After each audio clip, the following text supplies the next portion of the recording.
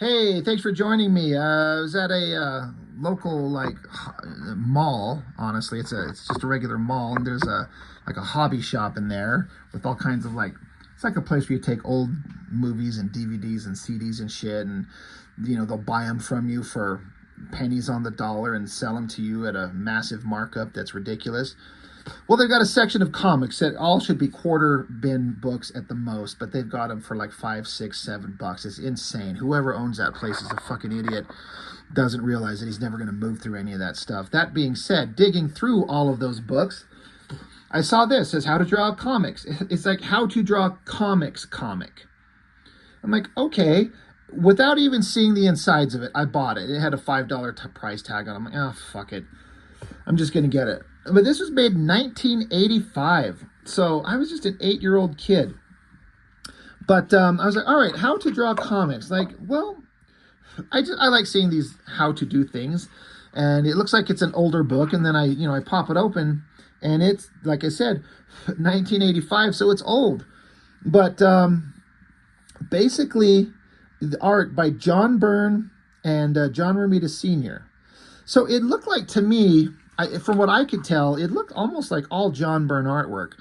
Obviously not exclusively, but I'm like, well, if you want to learn how to draw comics, John Byrne's amongst the best you could ever hope to learn from.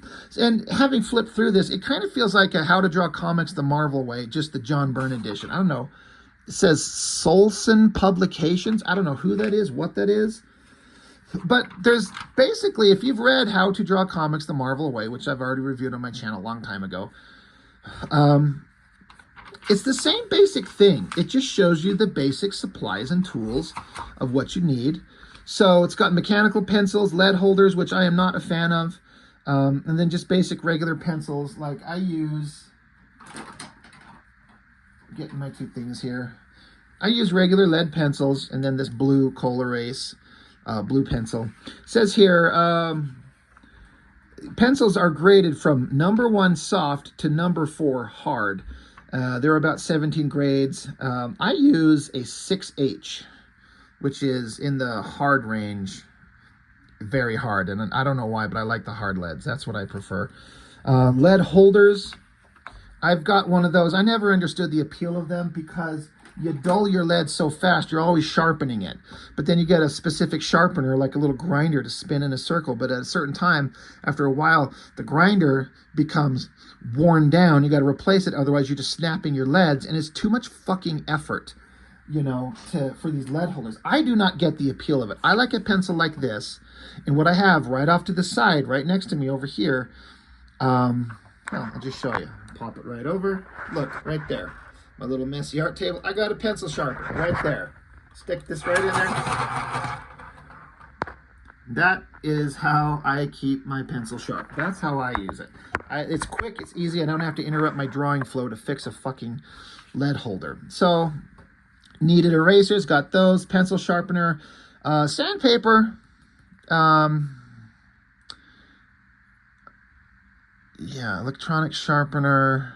Sanding block. I've never used those. I've never gotten that far into it. And then, of course, rulers, triangles, things like that. I've got all this stuff. So I basically have all this stuff because I do art old school. I don't do digital. I do it old school. And then you've got paper.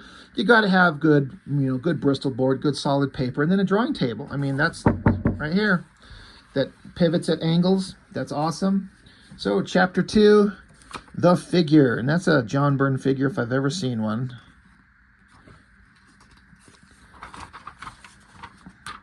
And so, again, this is a scene right out of How to Draw Comics the Marvel Way. They had a figure, male and female, superheroic proportions and regular human-sized proportions. And superhero proportions always going to be taller, just to make them look dynamic and interesting. We don't want to see just regular everyday schlubs when we want to see Captain America punching monsters. So, you make them a little bit bigger.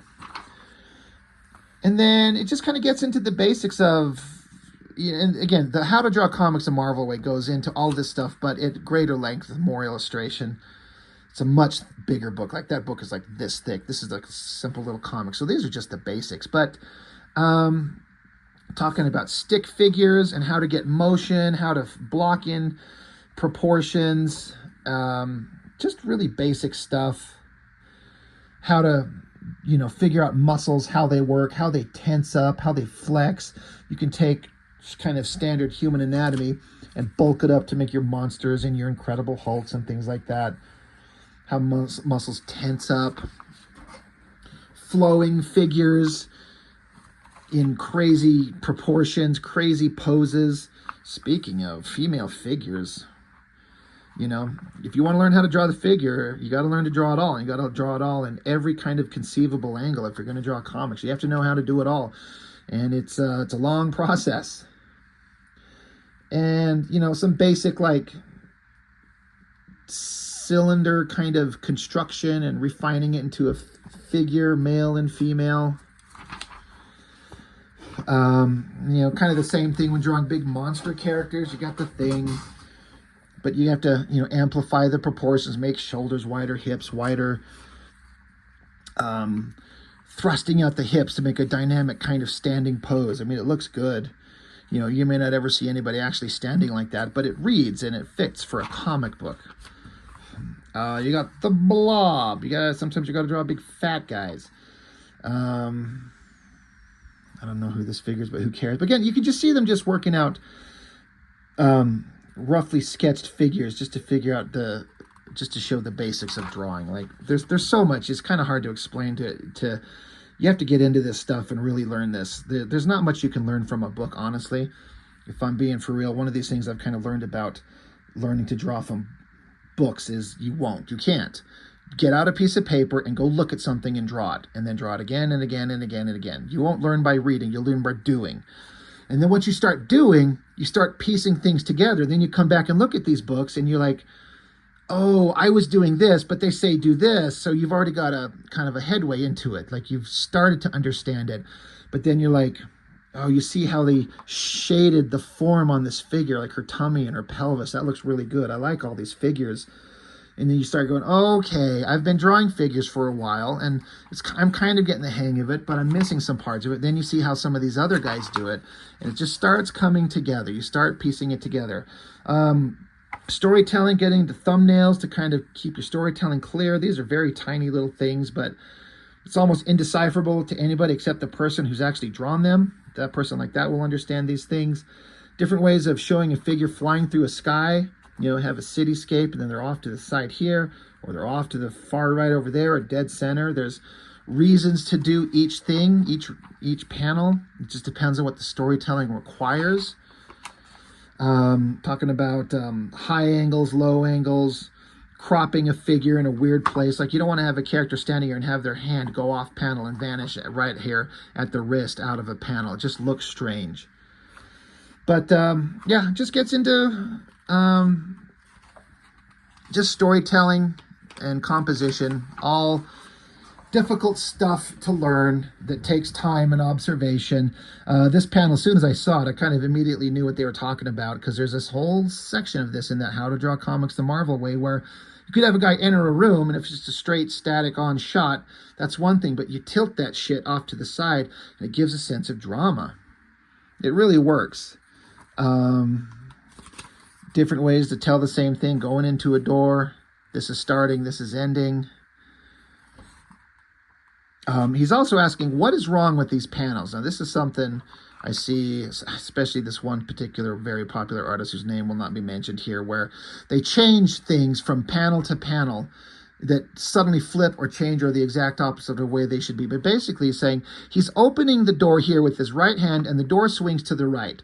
But in the very next panel, the door's swinging open to the left and he's got his left hand on it. It's completely opposite, and it's 1 second after each other. You know what I mean? It's the same scene. So there's something wrong there. And some people don't pay attention to that, but people make those mistakes.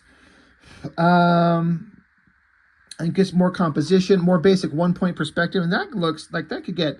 The problem when doing it like this is that it's easy for all these perspective lines, because you got vertical, horizontal, and then your vanishing point lines all coming together. It just turns into the spider web of confusion, and the more you get in there, you start getting lost in the lines, and it takes some practice, and I'm by no means a master at it. I do get the basics, the very basics of it, but it's tricky and it's easy to get lost.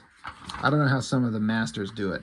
Then we talk about heads. different kind of shapes of human heads, monster shapes, female figures.